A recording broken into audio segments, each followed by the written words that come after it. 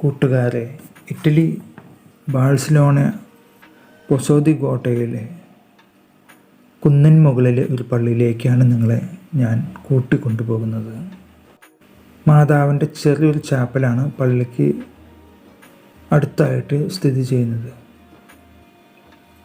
ഇവിടെ നിന്നൊരു കുന്ന് കയറി വേണം പള്ളിയിലേക്ക് പോകുവാനായിട്ട്.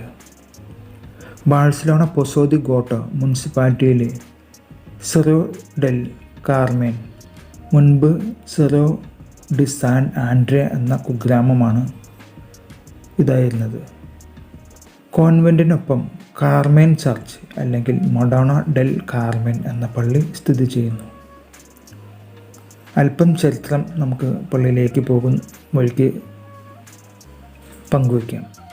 സാന്താ മരിയ കത്തീഡ്രൽ ഇടവക അധികാര പരിധിയിലുള്ള പൊസോ ദി ഗോട്ടയുടെ ആർച്ച് പ്രീസ്റ്റിൻ്റെ രക്ഷാകർതൃത്വത്തിൽ ബാഴ്സലോണ പൊസോ ദി ഗോട്ട വികാരിയത്ത് Messina Lipari Santa Lucia del Mela അതിരൂപതയുടെ വക ആരാധനാലയമായാണ് ഈ കുന്നിൻ മുകളിൽ പള്ളിയായ Our Lady of Mount Carmel church. Italy Sicily മേഖലയിലെ ഈ പള്ളി റോമൻ കാത്തലിക് ആരാധനാ വിഭാഗമാണ് പിന്തുടരുന്നത്. 1583 ഓഗസ്റ്റ് 26 ഈ പള്ളി പ്രതിഷ്ഠിക്കപ്പെടുന്നത്.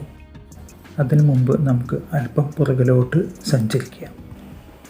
1117 സിസിലിയിലെ രാജ്ഞിയും റോജർ രണ്ടാമൻ്റെ അമ്മയുമായ അഡെലാസിയ ഡെൽ വാസ്തോ സിസിലിയയിൽ വാഴ്ത്തപ്പെട്ട കന്യകയായ കാർമേൻ പള്ളിയും ആശ്രമവും സ്ഥാപിക്കുവാനായിട്ട് തീരുമാനിച്ചു.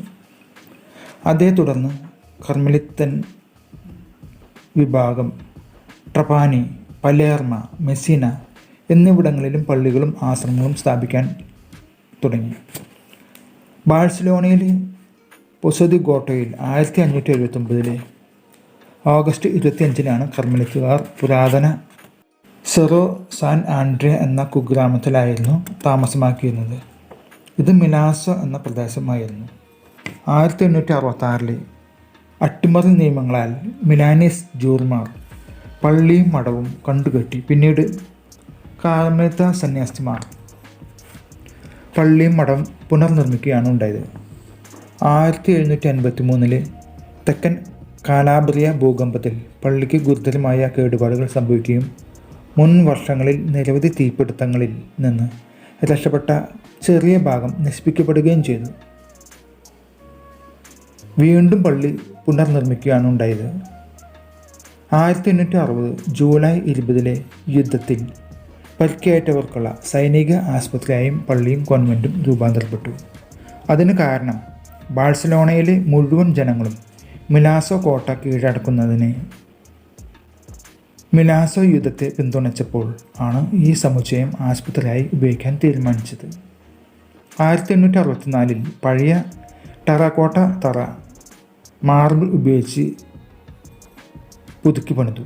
1905 കെട്ടിടം കൂടുതൽ വിപുലീകരിച്ചെങ്കിലും 1908 മെസ്സിന ഭൂകമ്പത്തിൽ കോൺവെൻറ്റിനും പള്ളിക്കും വീണ്ടും ഗുരുതരമായ കേടുപാടുകൾ സംഭവിച്ചു.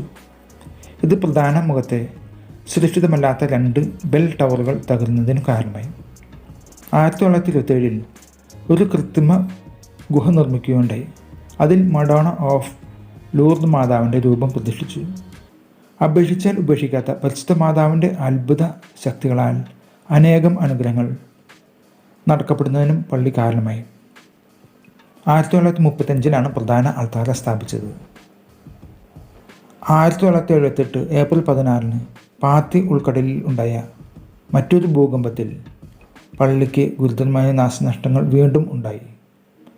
അങ്ങനെ നിരവധി നാശനഷ്ടങ്ങൾക്ക് പള്ളി വിധേയമായി തീർന്നിട്ടുണ്ട് എന്ന് വേണം പറയാനായിട്ട്. ഇതോടെ പള്ളി കുറേ നാൾ നിർമ്മാണ പ്രവർത്തനങ്ങൾക്കായിട്ട് അടച്ചുപൂട്ടാനും കാരണമായി. 1987 പള്ളിക്കുള്ളിൽ വിലപ്പെട്ട ചിത്രങ്ങൾ കൊള്ളയടിക്കപ്പെടുന്നതിനും കാരണമായിട്ടുണ്ട്. നഗരത്തിലെ വലിയൊരു ഭാഗത്തിൻ്റെ അഭിമുഖമായി മനോഹരമായ കുന്നിൻ മുകളിലാണ് ഈ പള്ളി സ്ഥിതി ചെയ്യുന്നത്. നാം ഇപ്പോൾ പള്ളിക്ക് ഉൾവശമാണ് കണ്ടുകൊണ്ടിരിക്കുന്നത്. ഈ പള്ളിയോട് ചേർന്ന് തന്നെയാണ് ലൂർദ് മാതാവിൻ്റെ ഒരു ഗുഹ 1927 നിർമ്മിച്ചത്. അത് അതേപടി തന്നെ ഇപ്പോഴും നിലനിർത്തിയിരിക്കുകയാണ്. അത്ഭുതശക്തിയുള്ള ലൂർദ് മാതാവിൻ്റെ ഈ രൂപത്തിന് മുൻപിൽ പ്രാർത്ഥിച്ചാൽ ഏതു അസാധ്യ കാര്യങ്ങളും നടക്കും എന്നാണ് വിശ്വാസം. ആ വിശ്വാസം തുടർന്നു വരുന്നതിൻ്റെ ഫലമായിട്ട് നിരവധി വിശ്വാസികൾ ഇവിടേക്ക് വരുന്നതിനും മാതാവിൻ്റെ മുമ്പിൽ തങ്ങളുടെ യാചനകൾ സമർപ്പിക്കുവാനായിട്ടും എത്തിച്ചേരുന്നു. അത്ഭുത ശക്തിയുള്ള ഈ മാതാവിനോട് പ്രാർത്ഥിച്ചാൽ ഫലം ഉറപ്പാണ്. ആ ഒരു ചിന്തയോടെ ഞാൻ പള്ളിയിൽ നിന്നും മടങ്ങി. അപ്പോൾ മറ്റൊരു വീഡിയോയുമായി ഞാൻ വീണ്ടും വരുന്നതാണ്. അതുവരെ എല്ലാവർക്കും നന്ദി, നമസ്കാരം, ടേക്ക് കെയർ.